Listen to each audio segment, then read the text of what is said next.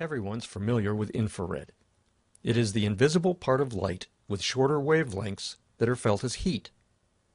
Infrared radiation can be focused and reflected just like visible light. Radiation from a heating unit optimized to produce infrared energy is directed toward the pavement section to be repaired.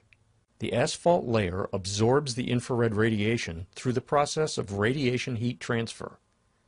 It is this absorption that creates heat within the pavement layer.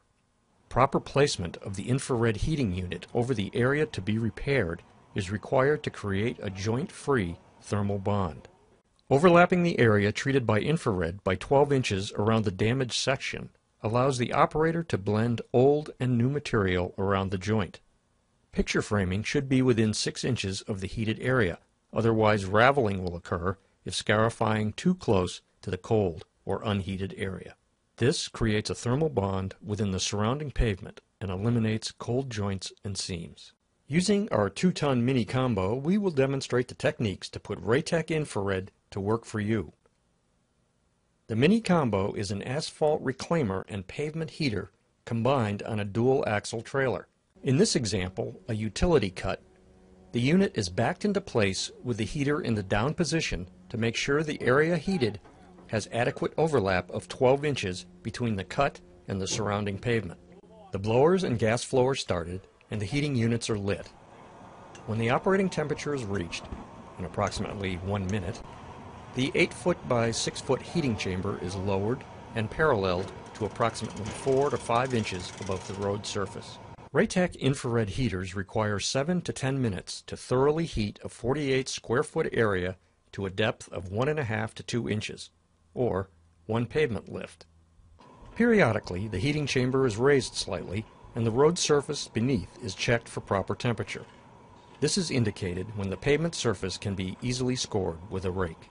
When the first area is properly heated, the heating unit is moved forward and the operator begins to picture frame, that is, outlining the area to be restored with the back of a rake. Long tong asphalt rakes are then used to completely break up or scarify the heated area. With the mini combo, additional asphalt at proper temperature is available in the reclaiming unit. This is added to bring the work area to the proper grade.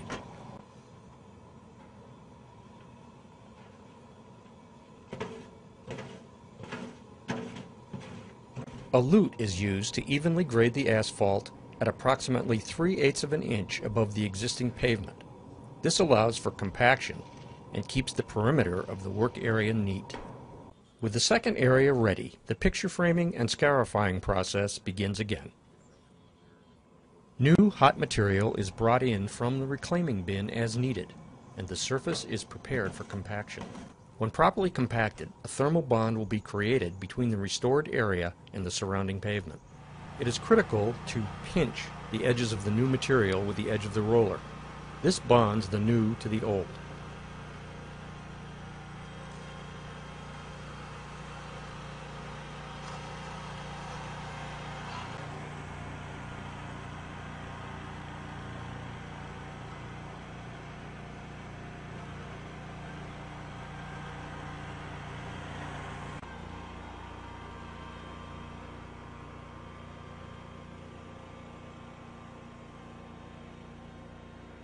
The restored area is then rolled in a perpendicular direction, followed by rolling in a direction parallel to traffic flow.